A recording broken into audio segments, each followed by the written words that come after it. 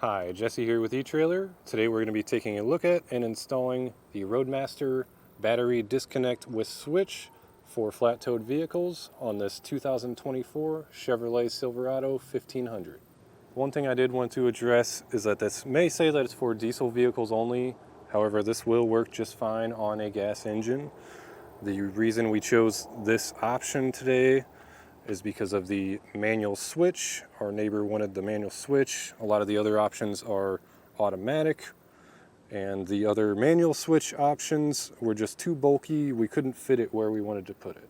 The main reason why you might purchase a battery disconnect like this is to ensure that after you're done flat towing your vehicle, you unhook everything, that your battery is not dead the second you go to drive off in it. This is going to be a better option than, say, pulling a fuse or disconnecting the battery every time. It's just a flip of a switch, and then you know for a fact that your battery will not die. So it's a very simple process. Whenever you set up your vehicle to flat tow and you're ready to tow it behind your camper, just flip this switch to red. That will ensure that your battery is not draining. Then when you're ready to get in this truck and drive, flip it to green, and that will reconnect your battery. Right now I have our switch in the off position, so I'll just hit the horn, nothing happens, and the truck won't start. As far as install goes, it's a really simple process. You just have to find a place to mount the switch, and then routing the cables can get a little bit confusing. So if you want to learn a little bit more about how to set it up, feel free to follow along. To begin our installation, we need to get access to the battery. So first step will be to remove this plastic cover. So we need access to the positive terminal. So there's a tab here. That'll lift up, set that aside. And then there's a 10mm nut holding that terminal on.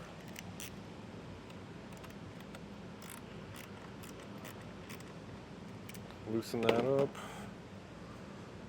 And there's a tab on this side. Need to lift up and pull that up. Now we have a 12mm nut that we need to remove. This nut's holding our factory cable to the terminal here. With that nut fully removed, I'll slide this out of the way. Just kind of bend this up, and your terminal will slide out. Now we've got that terminal out of our way. I'm going to bend this metal plate up like that. Then I'm going to cut off some of the excess that we're not going to use here.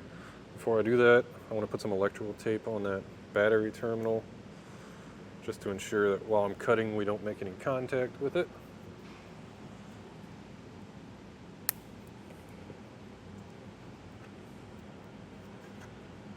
I have a pair of tin snips here. I'm just going to cut straight across.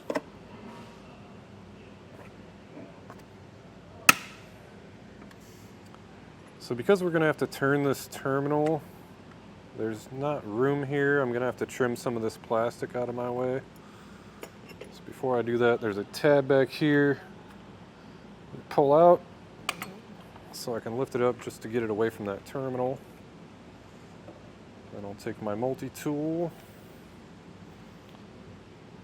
and I'll trim some of this material out of my way.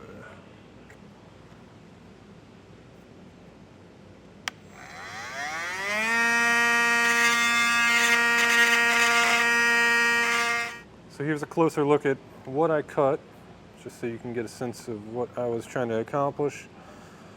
We're just trying to make this terminal able to fit. See, I cut a hole there. I also cut two tabs right here just to give us better access with the tool. And then I trimmed here just because I'm pre-planning where to route my wire. I'll be connecting here and running through this factory channel out somewhere towards this area. At this point, we just need to decide where we want our switch located on our vehicle today. I found a nice mounting spot for the bracket that's included. There's a 13mm bolt. I just took it out, slid the bracket in, and then I just have it loose for now. Then on our switch end, I'm going to go ahead and tighten these two down. These are 17mm nuts, and there's a lock washer underneath those. So I'll tighten those down and I'll get this mounted up. So at this point it's a good idea to disconnect your ground just while you're hooking up all these cables. But I'll show you what I've done. I mounted my switch here, routed through these channels. While this was still bent up, I tightened the cable down with a nut and bolt. And I just need to tighten this 13mm where I have that. And I use lock washers on all of these. So I'll get this tightened up, get that tab bent back down, and we're ready to test. Now I've got everything hooked up, so a nice way to test is just using the key fob. I'll hit the lock button. Right now it's on, so you see the lights came on.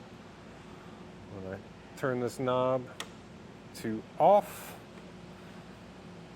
hit the lock button, nothing happens. Then when you're ready to hit the road, it's as easy as flipping this switch and you can drive off. That's going to do it for our look at and installation of the Roadmaster battery disconnect kit for flat-towed vehicles on our 2024 Chevrolet Silverado 1500.